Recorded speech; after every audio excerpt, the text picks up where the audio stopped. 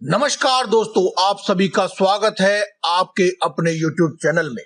दोस्तों, हर साल भाद्रपद मास के कृष्ण पक्ष की अष्टमी को जन्माष्टमी का त्योहार मनाया जाता है।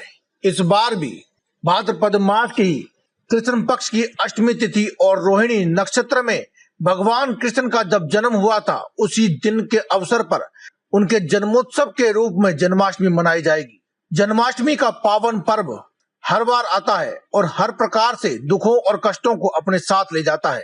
इस दिन बड़े ही धूमधाम से जन्माष्टमी का दिन मनाया जाता है। लेकिन दोस्तों, इस बार जन्माष्टमी पर बहुत ही दुर्लभ संयोग बन रहा है। इस बार श्री कृष्ण जन्माष्टमी विशेष है। इस बार ये जन्माष्टमी एक दिन पहले से ही रात को 11:24 पर प्रारंभ होगी और अगले दिन की मध्य रात्रि के बाद 1:59 तक रहेगी। ज्योतिष शास्त्र की माने तो जन्माष्टमी के दिन शाम के समय 6:37 पर रोहिणी नक्षत्र लग जाएगा, जो कि लगभग 15 सालों के बाद आया है। इस प्रकार का दुर्लभ संयोग अष्टमी और रोहिणी नक्षत्र एक साथ पूरे 15 सालों के बाद पड़ रहे हैं।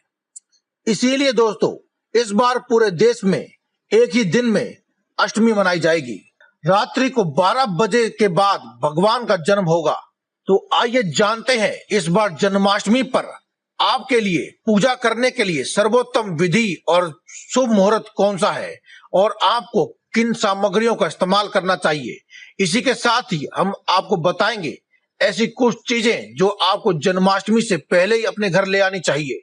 तो सबसे पहले जान लेते हैं कि पूजा विधि जिसको आप अपना करके अपने लिए सुख समृद्धि के द्वार खोल सकते हैं। इसके लिए आप सुबह जल्दी उठकर स्नान आदि से निर्वृत्त हो जाएं। घर के मंदिर में आप साफ सफाई कर लें और उसी घर के मंदिर में आप एक शुद्ध देसी घी से एक दीप प्रज्वलित करें। सभी देवी देवताओं को भी अच्छे प्रकार से साफ कर ले। यदि मूर्ति है तो उनका अभिषेक अवश्य करें। जन्माष्टमी के दिन भगवान श्री कृष्ण के बाल रूप यानी कि लड्डू गोपाल की पूजा की जाती है। इसीलिए आप लड्डू गोपाल जी का भी अवश्य ही अभिषेक करें। जन्माष्टमी के दिन लड्डू गोपाल को झूले में अवश्य बैठाएं। अगर आपके घर में झूला नहीं है तो आप पहले ही उससे अवश्य लेकर आए और लड्डू गोपाल जी को झूला अवश्य झुलाएं। अपनी इच्छा के अनुसार लड्डू गोपाल जी को भोग लगाएं। इस बात का आप ध्यान जरूर रखें कि भगवान को सिर्फ सात्विक चीजों का ही भोग लगाना है। प्याज, लहसुन आदि चीजों को आपको इनसे दूर ही रखना है। लड्डू गोपाल जी की सेवा आपको कुछ इस प्रकार से करनी चाहिए जैसे कि आप अपने छोटे नन्हे पुत्र की सेवा करते हैं। जन्माष्टमी के दिन रात्रि में पूजा करने का विशेष महत्व होता है, क्योंकि भगवान श्री कृष्ण का जन्म रात में ही हुआ था। रात्रि में भगवान श्री कृष्ण की विशेष पूजा अर्चना अवश्य करें। लड्डू गोपाल को विशेष पूजा अर्चना करने के लिए आप माखन मिश्री का भोग लगाएं, क्योंकि दोस्तों, नन्हे लड्डू गोपाल को माखन मिश्री अत्यंत ही प्रसन्न थी। इसीलिए उन्हें माखन मिश्री का भोग लगाकर उनकी विशेष पूजा की जाती है। लड्डू गोपाल जी की उनका भोग लगाने के बाद आरती अवश्य करें।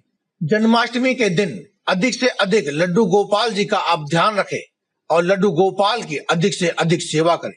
श्री कृष्ण जन्माष्टमी का बहुत अधिक महत्व होता है। इस दिन विधि विधान से भगवान श्री कृष्ण की पूजा अर्चना करने से आपकी हर मनोकामना पूर्ण हो जाती है। चाहे आप उनसे बोले या ना बोले, आपकी मन की दबी हुई सभी इच्छाएं भी पूरी हो जाती हैं। जन्माष्टमी के दिन पूजा अर्चना करने से निसंतान को संतान की प्राप्ति अवश्य होती है। भगवान श्री कृष्ण का जन्म रात्रि में हुआ था। इसीलिए भगवान श्री कृष्ण की जन्माष्टमी के दिन बाल स्वरूप में ही पूजा अर्चना की जाती है, जो कि अर्धरात्रि को होती है। इस बार का शुभ मुहूर्त 11:59 से देर रात 12:44 तक रहेगा। तो अब बात करते हैं उन 5 चीजों की जो आपको जन्माष्टमी से पहले ही ले आनी चाहिए।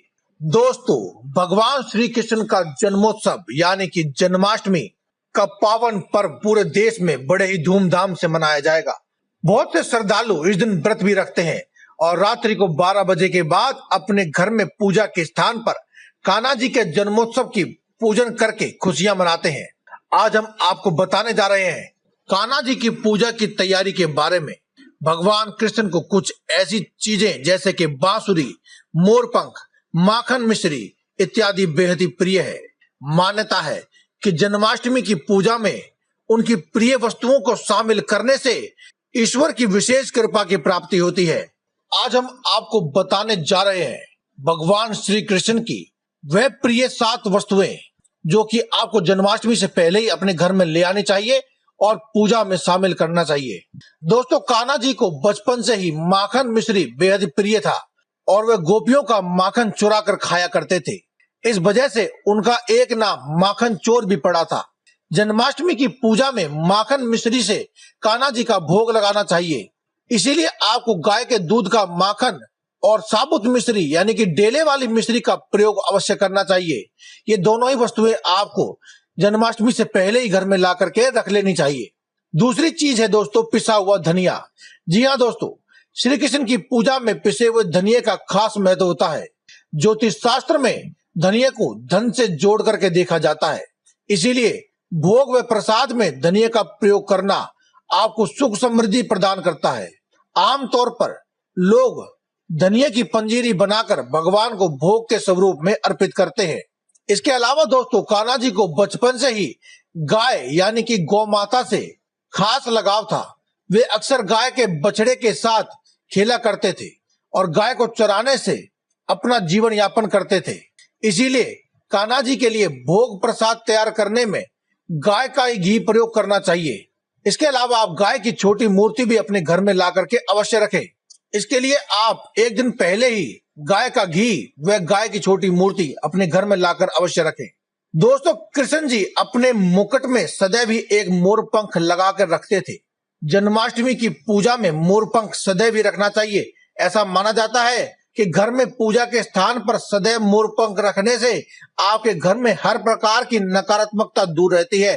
साथ ही भगवान कृष्ण जी का आशीर्वाद आप और आपके परिवार पर सदा ही रहता है और जहां भगवान श्री कृष्ण जी होते हैं वहां लक्ष्मी जी का वास सदैव अपने आप ही हो जाता है। अगली चीज है दोस्तों बांसुरी।